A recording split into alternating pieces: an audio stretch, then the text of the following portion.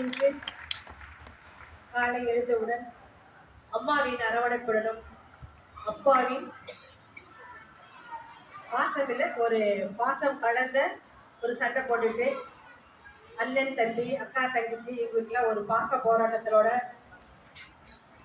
எல்லாம் முடிஞ்சு சாதுவா வந்து சாதனை புரிய காத்து கொண்டிருக்கும் என் அன்பு மாணவ கண்மணிகள் உங்களுக்கும் மது என்றால் என்ன, அதனால் என்ன விளைவுகள், உங்கள் எதிர்காலம் எப்படி பாதிக்கப்படும் என்று உங்களுடன் காவல்துறை என்றால் பயம் வேண்டாம்.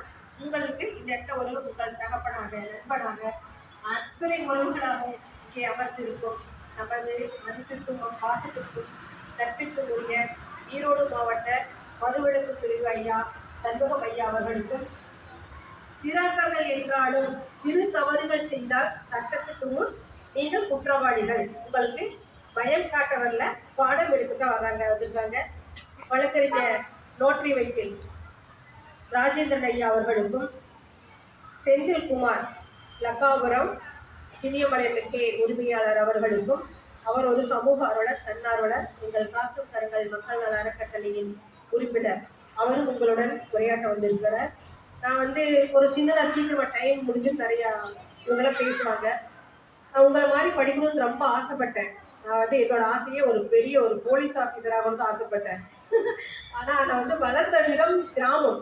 அப்போ ஒரு படிக்கிட்டு கூட போக முடியாது. எங்கள் வீட்டிலலாம் ஆட்டான்னு சொல்லுவோம் நம்மெல்லாம்.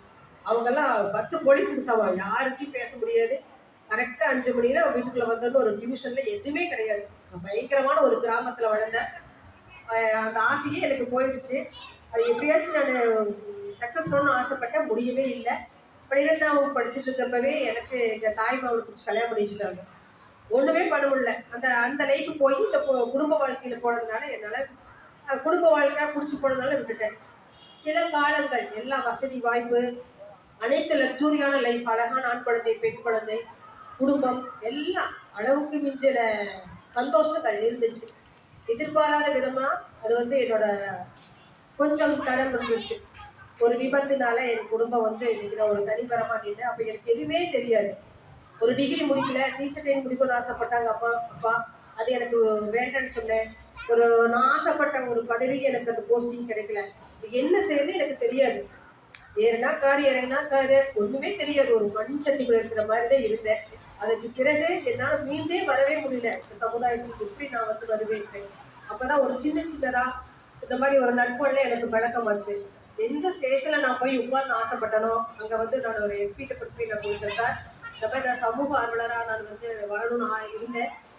அதனால எனக்கு ஏதாவது உங்களால் முடிஞ்சதை போட்டு கொடுங்க, நான் தொண்டை பணி செய்யணும்னு சொல்லிட்டு அப்போ இருந்த ஒரு எஸ்பி சார் என்னோட இதையெல்லாம் பார்த்துட்டு எனக்கு ஈரோடு அனைத்து மகளிர் காவல் நிலையத்தில் குடும்ப நல ஆலோசகராக பொறுப்பு போட்டு கொடுத்தாங்க.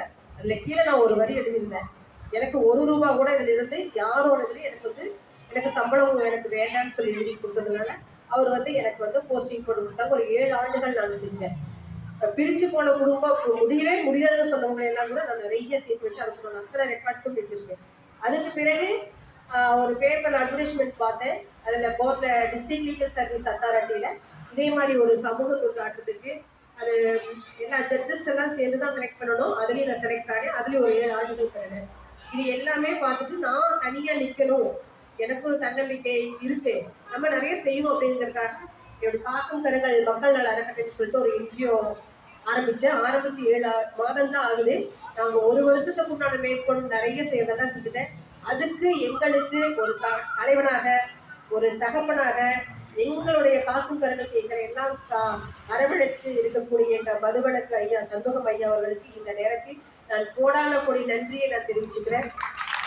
எப்போ எந்த இடத்துல இருந்தாலும் வந்தாங்க அப்படின்னு கேட்காது எனக்கு தெரியும். அதுக்குலாம் நான் முன்கூட்டி அனுப்பினேன்னு சொன்னால் எப்படி அடிச்சு பிடிச்சி பார்த்துருவாங்க. அதுக்கு காரணம் என்னுடைய பழக்க வழக்கம். மேடம் கூப்பிட்டா வரணும் அப்படிங்கக்கூடிய இடத்த ஒருத்தரை பிடிச்சிட்டு காரணம் ஒழுக்கம். நற்பெயர் வாங்குறது பெரிய பெரிய கஷ்டம் நம்ம வருது. அதனால உங்களுக்கு இப்போ நீங்கள் பாட்டி சட்டை போட்டு பயந்துக்காதீங்க. இப்போ உங்கள் முன்னால் நம்ம டிஎஸ்பி ஐயா அவர்கள் இதில் உரையாற்ற நான் அன்புடன் அழைக்கிறேன்.